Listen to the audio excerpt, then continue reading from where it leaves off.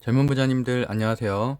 모든 재테크를 거미줄처럼 연결하고 있는 재테크 슈퍼거미 법학자 훈우입니다. 제 목소리가 조금 낮나요?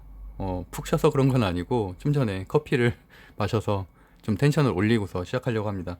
오늘도 아침부터 하루 종일 경매 물건 보러 다니고 또 오후에는 다른 그 유튜버하고도 좀 콜라보 방송을 하는 게 있어서 좀 다양하게 바쁘게 다녔습니다.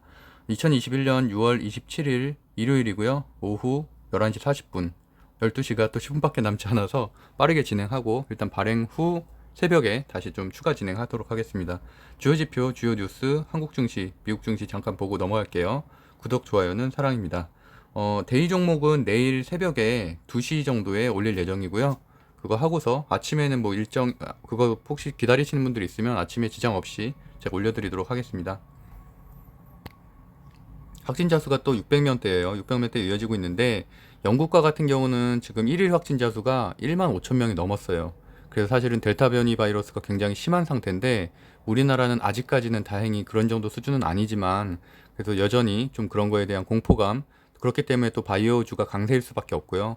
그런 흐름은 이번 주에도 여전히 이어질 것으로 예상되고, 미국 증시가 조금 특이한 점은 이제 어쨌든 다우존스가 5거래일 동안 하락한 이후에 반등을 시작한 이후에 지금 다우존스가 좀 괜찮거든요. 한 3일 정도 지금 금요일에도 0.69% 상승, 나스닥이 오히려 국채금리가 상승을 하면서 좀 빠졌는데 어쨌든 그 흐름이 이번 주에도 지속될지는 지켜봐야 될 것 같고, 그럼에도 불구하고 여전히 저는 항상 전기차, 바이오가 여전히 하반기 주요 강세 섹터라고 생각을 하고 있고요. 그 외에도 뭐 나이키가 이제 실적 발표 좋게 나왔기 때문에 소비재도 추가적으로 상승할 수 있을 것이라고 생각하고 있습니다. 국채금리는 말씀드렸던 것처럼 3.30% 급등해서 1.53, 그러다 보니까 기술주가 아무래도 나스닥이 좀 빠지는 일이 있었고요. 원달러 환율 1.1128원으로 다소 하락한 느낌이고, 그리고 현 시간 비트코인 같은 경우는 소폭 상승 중인데 어쨌든 이렇게 소폭 상승하거나 소폭 하락하는 거는 시장에 큰 영향을 미치지 않고, 어쨌든 이런 가상화폐 시장이 제도화로 들어가고 있기 때문에 거기에 있는 수급들이 아무래도 증시로 유입되고 있다는 게 제 생각이고, 그러다 보면 당연히 증시에는 긍정적인 영향일 수밖에 없겠죠. 아무래도 하반기쯤에는 좀 더 수급이 많이 몰릴 것으로 생각을 하고 있습니다. 주요 뉴스 먼저 볼게요. 일단 영국에 백신을 많이 맞았죠. 많이 맞았음에도 불구하고 하루에 거의 2만 명 가까이 확진이 됐다는 게 문제고요. 2월 이후로 최대하라는 거고, 어쨌든 델타 변이 플러스 델타 플러스 변이까지 있죠. 그렇게 두 가지가 또 새로운 위기로 다가왔다는 기사가 오늘자 기사로 나왔고요. 26일이죠. 어제 현지 시간 로이터 통신에 따르면은 영국의 하루 신규 확진자 수가 1만 8,270명이에요. 어쨌든 이런 델타 변이 바이러스로 최근 다시 급증하는 흐름이고, 물론 인도가 가장 많고요. 그다음에 싱가포르, 영국, 이스라엘 이런 순으로, 한국은 아직까지는 뭐 특이할 만한 사항은 없지만 항상 조심은 해야겠죠. 나이키가 금요일 주가에서 좀 이따 미국 나스닥 MTS 보여드리겠지만 15%나 올랐어요. 사실 그 정도 대형주가 15% 오른다는 건 굉장히 큰 일인데, 더군다나 최근에 중국에서 좀 불매운동이 있었죠. 그럼에도 불구하고 15% 올랐다는 거는 어떤 것을 좀 유추를 해내야 되냐면, 결국엔 순이익과 매출액이 모두 어닝 서프라이즈였기 때문에 급등을 했다는 거고요. 그렇다 보니까 7월 이제 한국도 삼성전자를 시작으로 실적 시즌에 돌입하게 됐죠. 그러니까 당연히 실적 개선이 예상되는 성장주 중심으로 매수를 하셔야 된다는 거고요. 그래서 제가 이제 뭐 계속 6월 달부터 조금씩 정리를 해드리고 있는데, 이제 다음 주부터는 아무래도 본격적으로 증권사 리포트들 중에서 목표가가 상향 조정되거나 실적이 좀 좋을 것으로 예상되는 곳들 중심으로 제가 정리를 해드릴게요. 어쨌든 나이키 같은 경우는 전년 동기의 2배 이상, 그리고 팬데믹 영향이 없었던 코로나 전에도 같은 기간보다도 29%나 성장을 했다는 게 핵심이고요. 그래서 어쨌든 그 급등한 원인을 세 가지 정도로 정리를 해보면, 중국 내 그런 보이콧 문제가 생각보다는 심각하지 않다라는 게 오히려 리스크가 반영됐다는 거죠. 그래서 지금 셀트리온 제약 같은 경우도 저는 셀트리온 제약이나 셀트리온이나 이런 것들도 어떻게 보면 사실 리스크가 선반영된 거나 마찬가지예요. 거기다가 최근에 이제 다시 동물 실험하겠다고 25일날 다시 공지를 냈기 때문에 오히려 반대로 지금은 이제 최악의 상황이라서 추가적인 상승, 반등이 월요일날 오히려 있을 가능성이 높고요. 하여튼간 그런 나이키도 마찬가지로 좀 생각하시면 될 것 같고, 그리고 매출과 영업이익률이 모두 팬데믹 이전 수준으로 개선이 됐다는 점이 인상적이고, 원자재 가격 및 물류비 상승에 따른 비용 증가에도 또 마진이 어쨌든 가격 결정권을 가졌다는 게 좋다는 거죠. 매출도 상승을 했고 그래서 어쨌든 나이키가 갑인 입장이기 때문에 그런 것들을 호재로 보고 있다는 거고 역시나 이제 나이키의 매출 전망이 앞으로도 더 좋아질 것이다라는 게 이제 증권가의 전망이고 2025년까지 두 자릿수의 성장률을 매년 이어질 것이다라는 것이 가장 큰 이번에 급등의 원인이라고 할 수 있고요. 특히나 팬데믹에서도 어쨌든 디지털 판매가 전년 동월과 2년 동기 대비해서 각각 41%, 147% 급증했다는 게 의미가 있습니다. 이런 것들이 아무래도 한국에 있는 관련된 소비재에도 일정 부분 영향을 미칠 수 있다고 생각을 하고 그게 아무래도 증시에 이번 주에 반영이 되겠죠. 그리고 셀트리온 같은 경우는 그날 저녁에 사실 급락한 금요일 저녁에 공시가 나왔죠. 공시가 그 회사 입장이 발표가 돼서 어쨌든 뭐 변이 바이러스에 대한 효능도 다시 동물 실험을 통해서 입증을 한번 해보겠다는 거고 거기에 대한 어느 정도의 자신감을 내세웠다는 거고 결국에는 뭐 동물 효능 실험을 7월 초까지 순차적으로 도출 시에는 어쨌든 신속히 발표할 계획이고 지금 7월 초에 어쨌든 기존의 그 임상에 대한 발표도 하기로 돼 있죠. 그래서 그 시즌 결국에는 그러다 보니까 당연히 월요일부터는 좀 반등을 하기 시작을 해서 7월 초까지는 좀 기대감이 있겠죠. 근데 그 결과에 따라 사실이 뭐 증시가 하락할 수도 있고 상승할 수도 있고 그거는 그때 결국엔 데이터에 따라서 달라지겠는데 어쨌든 뭐 회사 차원에서 이렇게 대응을 했다는 거는 긍정적이라고 볼 수가 있고요. 미온적인 태도가 아니니까. 그리고 중간 배당이 며칠 남지 않았죠. 그러다 보니까 28일까지는 매수를 해야 됩니다. 그 배당 기준일은 30일인데 28일까지는 매수를 해야지만 가지고 있어야지 말 그대로 28일 끝날 때까지 종가 때까지 가지고 있어야지 8월 10일 정도에부터 이제 진행되는 중간 배당을 받을 수가 있고요. 뭐 삼성전자 이런 거 다 포함이 돼 있죠.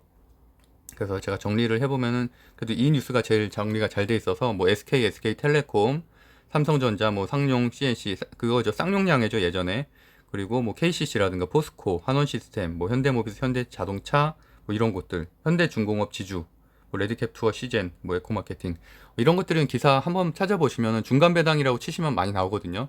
그래서 이게 잘 안 보이면은 사실 이게 3시간 정도 지나야지 고화질로 바꿔서 이게 잘 안 보이시는 분들은 기사 간단하게 찾아보시면 될 것 같고 어쨌든 28일까지는 꼭 사야 된다. 내일이죠, 내일. 화요일까지는 사셔야 된다는 거고 어쨌든 또 이번 주의 핵심 이슈 중에 하나가 제가 12시 지나서 2시쯤에 올려드릴 것엔 또 증시 일정도 올려드릴 건데 LG전자와 LG마그나가 이제 7월 1일에 LG마그나 이타워 트레인을 출범을 하죠. 그러니까 물론 다들 알고 있는 거기 때문에 이게 특별한 호재는 아니지만 어쨌든 상징성을 7월 1일 날 발표한다는 게 또 의미가 있고 아무래도 뉴스에 많이 나오게 되겠죠. 그러다 보면 장초에 좀 상승했다가 조금 하락할 가능성도 있고 어쨌든 저는 이제 LG전자에 사실 뭐 계속 강조를 해왔죠. 많은 실적들이 개선될 것이다. 이제 아무래도 MC 사업부 매각 이후로 그런 것들이 주가에 사실 거의 반영이 되지 않았기 때문에 이런 마그나와의 실적은 사실 4분기부터 잡히기 시작하거든요. 내년엔 더 많이 잡히고 내후년엔 더 많이 잡히기 때문에 여전히 저는 LG전자 사기는 괜찮은 시점이라고 생각을 하고 있고 사실 현대위아나 이런 것을 오른 거에 비하면은 굉장히 못 올랐어요. 그럼에도 불구하고 전기차 전장 사업을 어떻게 보면 주도할 기업인에도 불구하고 그래서 어쨌든 그런 내용이고요. 그거 외에도 차량용 뭐 프리미엄 헤드램프 기업인 오스트리아 GKW를 인수한 것도 있었고요.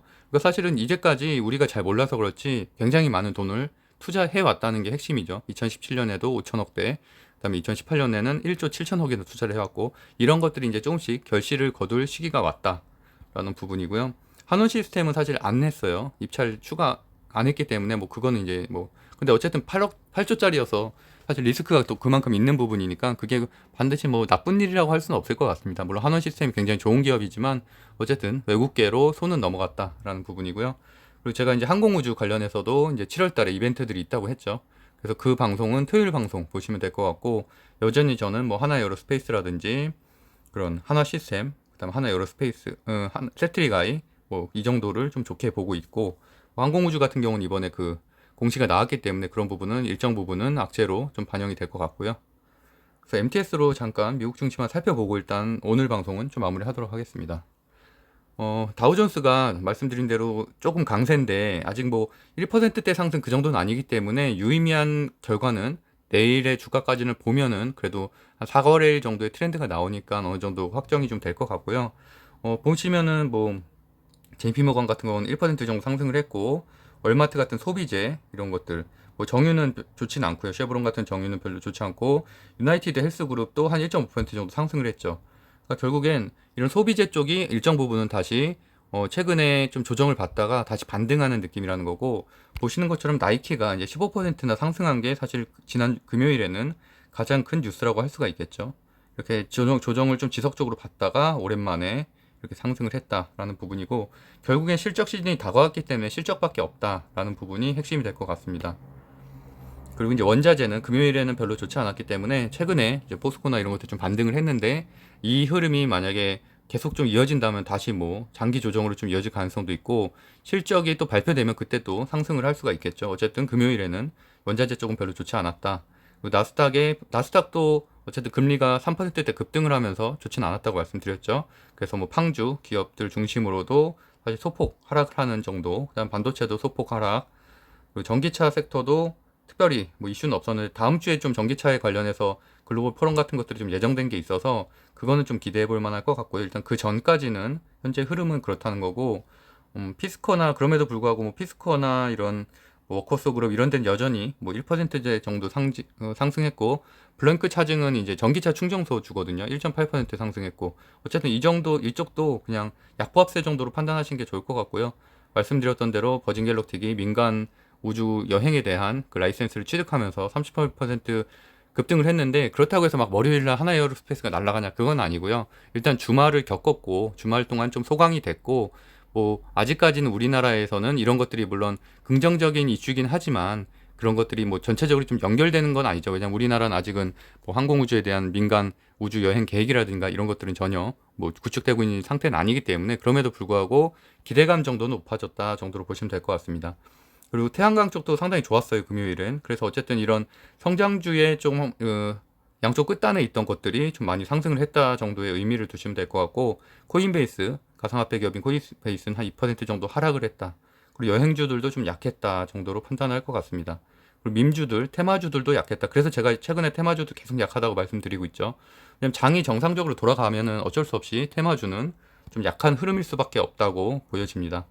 그래서 제가 이제 정리를 해보면, 어쨌든 다우존스가 상승세고, 그러면 이제 소비재들이 일정 부분 조정을 겪은 것들이 좀 반등할 수 있겠나. 결국엔 소비재라든지 의류 뭐 이런 쪽이 되겠죠.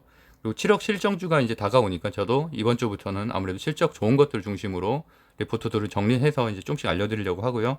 6월 28일에 중간 배당 준비하시는 분들은 매수를 화요일까지는 꼭 하셔야 된다라는 말씀 드리겠습니다. 네, 제가 운영하고 있는 네이버 카페 젊은 부자들 관심 있는 분들은 검색해 보시면 될 것 같습니다. 일단 오늘 방송은 이렇게 마치도록 하고요. 제가 좀 쉬었다가 한 2시경 정도에 올려놓고 자도록 하겠습니다. 그럼 오늘도 행복한 하루 되세요. 법학자 훈이었습니다. 감사합니다.